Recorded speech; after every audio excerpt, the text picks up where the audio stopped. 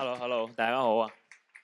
喺開始之前咧，我可能同阿 Carmen 講聲對唔住先嘅，即係本身咧 Carmen 係想我去花少少時間介紹我哋自己嘅公司啦，同埋等大家印象深刻啲嘅。但係我覺得我就唔去浪費呢個時間。唔係話我唔禮貌啊，因為我知道其實今日在座好多人咧嚟到咧係想去了解關於阿里巴巴嘅好多一啲乾貨嘅嘢，所以我寧願話將呢個時間係去同大家分享多啲呢一方面嘅一啲問題。咁在此之前咧，我都再想去感謝阿里巴巴呢個平台嘅。我唔係踩你㗎。主要係點解咧？因為呢個同我哋嘅經歷有關係嘅。正如頭先 Carmen 講到，我哋係喺華強北嘅。我哋喺2011年左右咧，就喺同學大佬有2間店鋪，我哋叫檔口啊，就喺華強北度。係啊，咁嗰陣時我哋係做嗰啲手機殼啊、充電器啊、數據線呢啲嘅，所以係3C 產品嚟。嗰陣時做得早啦，所以算係做得還可以啦，都叫響朵嘅。係啊，咁我哋亦都藉住呢個勢，喺2016年嘅時候都成立咗我哋嘅外貿企業。咁因為都有翻之前嘅一啲資源嘅累積，同埋咧有翻少少嘅供應鏈嘅優勢，所以我哋都算係叫做一帆風順嘅。咁但係當我哋以為我哋可以揾到好多錢嘅時候咧，點知2019年就發生咗一件國際性嘅事件，大家都知㗎嘛？新冠疫情啊嘛，係嘛？係啊，咁其實確實呢件事咧對我哋公司嘅衝擊係真係好大嘅，咁都影響到我哋公司好多嘅一啲發展。因為嗰陣時我哋係會去到其他地方去參加展會嘅，包括香港，我哋每一年都會有喺華強即係喺嗰個環球資源呢度參加展會嘅。但疫情嗰段時間先係封城咗，大概有3-4年到啦，所以基本上你出唔到去，客戶都入唔到嚟，所以慢慢好多客戶就會流失咗。所以嗰段時間我哋亦都跌咗唔少嘅，係啊。咁然後喺某一啲機緣巧合之下咧，我哋又了解咗阿里巴巴呢個平台，所以係因為阿里巴巴幫到我哋止咗血先嘅，都算係唞翻啖氣，所以咧都算係而家慢慢公司都向一個比較健康嘅一個軌道去發展。我俾大家睇一睇我哋而家阿里巴巴對我哋企業嘅一個影響，都可以睇到係嘛？我褪過少少。咁喺近呢幾年嚟咧，我哋嘅客戶為主咧，都係有70%係嚟自阿里巴巴嘅。然之後，我哋而家阿里巴巴呢個團隊，呢個業務團隊咧，每個月係可以幫我哋做到營業額係175萬嘅。但係最重要係咩咧？我想講最重要嘅係，因為我哋之前因為疫情嘅原因，失去咗我哋獲客嘅一個能力。而家阿里巴巴係幫助到我哋每個月都有翻啲新客嘅增長。我覺得呢個對於我哋公司嚟講係最重要嘅。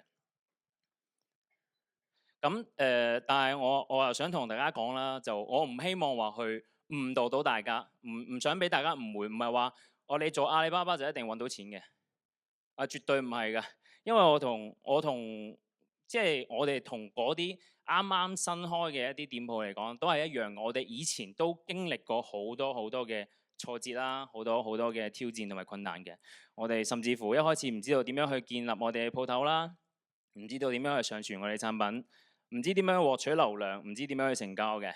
我最記得一件事咧，好大嘅烏龍就係我哋以前啱開始做嘅時候唔識，跟住我哋咪去抄人哋咯，抄人哋嘅鏈接，抄人哋嘅嗰啲圖片嘅。咁嗰陣時仲好蠢，將人哋嘅圖片抽落嚟之後咧，仲要唔記得咗抹咗人哋嘅 logo， 跟住俾同行發現咗，投訴咗我哋。所以其實我哋都係經歷過呢啲咩嘅挫折，經歷過咁樣嘅一啲階段。但係幸好啦，我哋慢慢咧都算係做慢慢都有翻咁，即係都努力過咁去挑戰。我哋嗰段時間都參加過好多嘅一啲培訓，請教咗好多嘅人啊。可以有一句説話咁講，就係叫做我哋一路做一路學。所以而家都算係比較做得還可以嘅，可以睇下我哋而家店鋪嘅一個數量。嗱，左手邊呢個紅色框框咧，呢個咧就係我哋每個月嘅一個曝光量。就攞1月份嚟講啦，我哋嘅曝光量大概係有25萬左右嘅。咁就喺右手邊嘅呢個紅色框框呢度咧，係我哋嘅一個有效雙盤數量。點樣去理解呢個數字咧？就攞1月份嚟講啦。就等於我哋嘅鋪頭係有25萬左右嘅人數去關注，然之後咧呢個有效嘅雙盤數量咧就係話有每個月有大概1月份有750個人係去到了解我哋店鋪，去問我哋店鋪入邊嘅一啲產品嘅。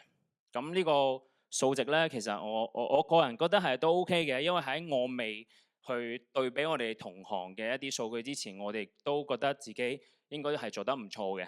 咁啊，直至到我去對比同行之後咧，我先發覺原來我哋確實係真係做得唔錯。唔好意思，我個房我好低調嘅，我唔囂張嘅。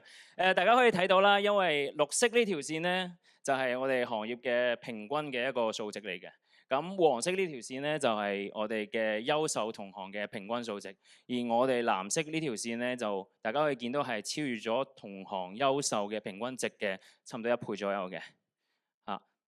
正如我頭先講啦，其實我好低調，我真係如果唔係今日喺啲咁嘅場合，我真係唔係好敢話講呢啲嘢出去，一陣間出去俾人打冇。咁所以我想講嘅就係其實我哋認為啦，既然今日我哋有幸係可以嚟到呢個台上去分享我哋認為做得好嘅一啲經驗，咁所以我就想話其實我係邊個唔重要嘅，我係想話俾大家知，我希望可以帶俾大家更加多嘅一啲乾貨。我個人認為啊，其實做電商嘅底層邏輯咧就唔難嘅，好簡單，就呢4點，我就唔念出嚟，大家可以影相嘅。係啊，但係你就咁睇，其實係咪覺得話好文縐縐嘅呢啲字？確實係嘅，但唔緊要，跟住落嚟我會同大家分享下我哋喺創建作為阿里巴巴嘅呢個過程當中咧，我哋遇到嘅一啲挑戰同埋一啲實際嘅一啲事例，咁大家就會明白我講咩意思啦。一開始嘅時候咧，我哋會遇到一個問題咧，就除咗話係流量之外啦，仲有一個就係我哋嘅流量係唔精準嘅。咩意思咧？之前我哋啱做嘅時候，我哋係咩都唔識嘅。咁嗰陣時我哋就問我一個做咗阿里巴巴都好多年嘅一個前輩啦，佢就話啦：咁你做電商就一定要使錢㗎啦。你呢啲錢你慳唔到㗎嘛？你要投錢去做廣告嘅。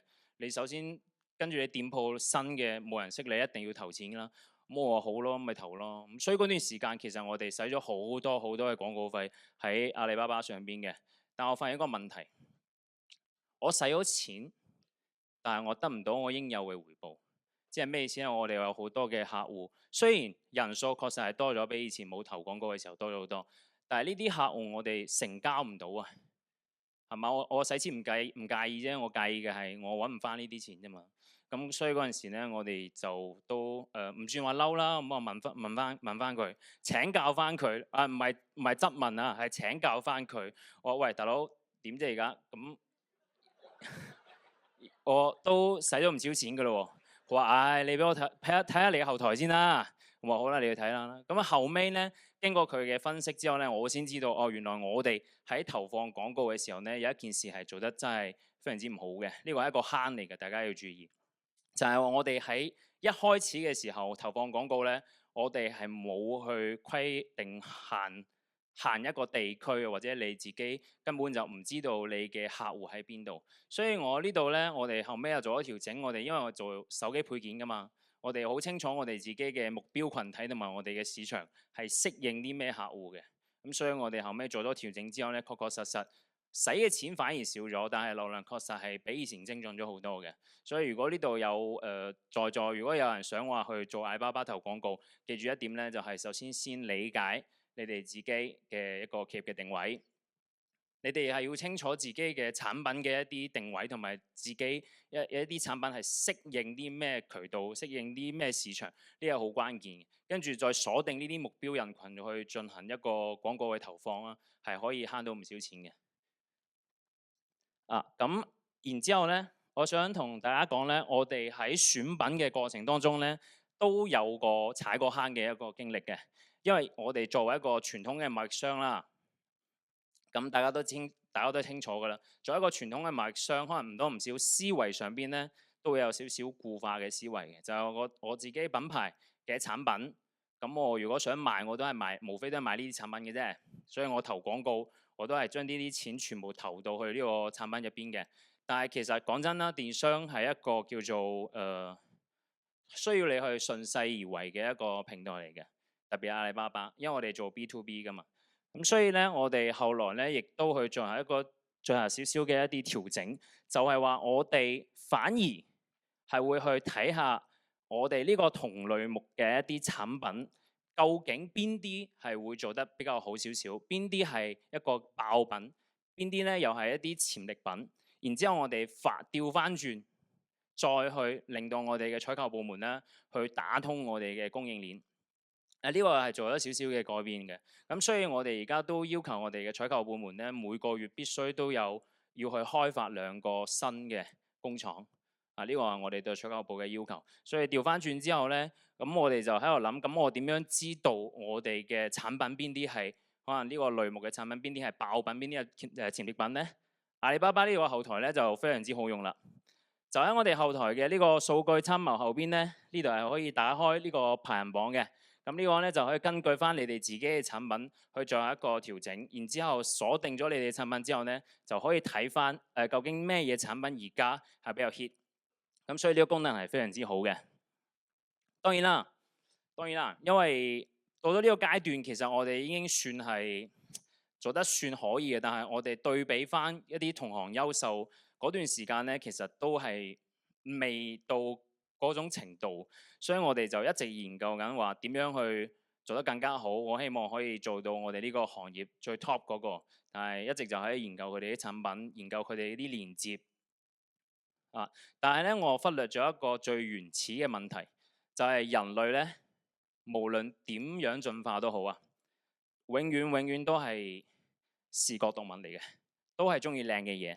點樣去理解咧？我舉個例子，如果今日係吳彥祖啦，企喺台上，佢着住拖鞋、短褲、背心，大家會話佢咩阿潮啊嘛。但係如果今日係我着住拖鞋、短褲、背心過嚟呢度，可能門口嗰2個保安叔叔可能會掉我落去。所以同樣嘅，我哋後尾明白咗呢個道理之後咧，我哋其實除咗喺連接上邊做咗優化之外咧，我哋都請咗個美工嘅同事，即係我哋設計同事，去對我哋平台嘅店鋪去做一個視覺嘅優化。都包括啦，因為頭先有講到我哋去抄人哋嘅連結，跟住搞到俾人投訴啊嘛。所以我哋而家嘅連結唔單止唔抄人哋啦，我哋嘅圖片都係我哋嘅設計一張張做出嚟嘅。所以經過呢一系列嘅操作之後咧，確實我哋嘅平台嘅數值咧，確實係有好嘅進步。咁但係我想同大家講咧，就係一間店鋪如果淨係有流量，佢係唔一定揾到錢嘅。大家要注意啦。一間店鋪如果有流量，係唔一定揾到錢嘅，因為點解啊？你可以理解成，如果有間鋪頭啦，開咗喺彌敦道十字路口嗰個位置，每日大概有700幾個人入到去問，但係唔買嘢，都差唔到幾耐㗎。所以其實講到賣嘢呢樣嘢咧，講到買嘢呢樣嘢咧，咁賣嘢呢班人咧就一定都好重要嘅。咁我其實講真啦，因為大家睇可能20幾歲，唔係，其實我30幾㗎啦。咁我出嚟社會咧，其實都唔係呢個，你點解要笑咧？呢真㗎嘛？呢個真嘅。所以咧，其實我出嚟社會比較早嘅，所以都飽受社會嘅毒打啦。咁我個人認為其實咁係啦，有社會大學畢業之後咧，我個人認為我嘅業務能力都算還可以嘅。但係你會發覺，隨住團隊嘅拓展啦，同埋人數嘅增加咗之後咧，你會發覺帶團隊呢件事係永遠辛苦過你自己一個人去做業績嘅。我見到好多老細岌頭，係啊，因為真係㗎。如果你哋有帶過團隊，你哋都會清楚，其實好多時候你哋自己做，即係好多老細自己做業務嘅時候，可能揾嘅錢仲多過你哋自己請人嚟做。呢個係確實嘅，因為我哋嗰陣時亦都面臨過好多嘅呢啲問題，包括話業務團隊業績唔好啦，咁每個業務人員嘅能力都係參差不齊嘅。咁團隊嘅氛圍唔好，員工流失率咧就自然會高，團隊波動好大，甚至乎最後呢個咧係真係我最傷心嘅一點，就係培養咗好耐嘅核心人員咧係離職嘅。呢個係真事嚟嘅。我曾經有個跟咗我好耐，大概有3、4年左右嘅一個員工啦，離咗職，有一日同我講話，佢可能要翻鄉下，佢屋企有啲事，話想翻鄉下。我話雖然我唔捨得啦，但係我覺得話念在一片孝心啦，咁我都放佢走嘅。後尾先知道條友仔原來咧開咗間新嘅公司，就喺我哋公司隔住2條街。咁嗰陣時我就知道話，原來佢鄉下原來係咁近我公司嘅。係咁但係後尾咧，我哋點樣去慢慢去優化我哋嘅團隊咧？嗱，呢個又講翻阿里巴巴呢個後台功能嘅，呢個非常之好嘅。首先咧，呢個係一個阿里巴巴嘅後台，呢個你大家見到嘅每一個客戶咧，係可以 click 入去，直接去睇到話我哋業務人員同埋客戶傾偈嘅呢個過程，呢個係實時嘅。換言之咩意思咧？即係如果你呢個時候係可以見到呢個客戶係比較重點嘅，係比較好優質嘅，咁你係可以介入去幫助呢個業務人員去幫佢完成呢個訂單，係嘛？咁但係當然啦，最重要嘅係咩咧？就最重要之後嘅復盤啦。如果呢個業務人員佢係可能技巧上或者能力上有少少問題嘅，咁你哋都可以一對一咁樣去培訓佢，去幫助佢成長。呢個就係後尾我哋嘅做法。但係當然我知道，作為一個老細嚟講咧，你冇可能日日去及住呢啲咁瑣碎嘅事，所以我哋會有個叫做業務組長嘅人去幫我哋及住呢個後台。咁呢個業務組長當然佢嘅待遇啦，攞嘅錢都有少少唔同。呢個就一定係嗰啲做得好啊，或者係做得耐少少嘅員工，佢會去做嘅一件事。咁所以佢就會有一定嘅發展嘅空間啦，係嘛？職位嘅上升，同埋就唔會話覺得我一眼望到頭，我每一日做啲重複嘅事。所以對於我哋後期嚟講，我哋團隊相對會比較穩定少少，流失率亦都冇咁高啦。係啦，咁其實講真啦，因為我今日嚟之前，我係唔知道原來我得20分鐘嘅時間嘅，咁所以其實我有好多想同大家分享嘅一啲技巧，但係實在我冇辦法去同大家講太多，唔想話浪費大家太多嘅時間。所以如果各位對我講嘅嘢有興趣嘅話，其實都可以多多關注下阿里巴巴一啲社交嘅一啲平台。大家可以關注，因為我哋後尾咧都會去上邊去更新我哋一啲例子、一啲經歷啊咁樣嘅，係啦。正如我頭先所講，其實我哋今日企喺台上嘅所有人，唔係話我哋做得幾叻，唔係話我哋做得幾好嘅，係主要係因為我相信其實在座好多老細啊，應該喺某一啲領域上邊咧，應該做得好好嘅，只不過話面對一個新嘅機會，點樣去迅速咁樣去捉住呢個機會，點樣去進入呢個新嘅賽道，呢個係好關鍵嘅。所以我話一開始我就話我係邊個其實唔重要，最重要就係我喺台上呢20分鐘，可唔可以帶到少少嘅一啲啟發俾到大家，哪怕少少都好啦。所以就今日係啦，我今日嘅我見到有人舉拇指，多謝晒，多謝晒。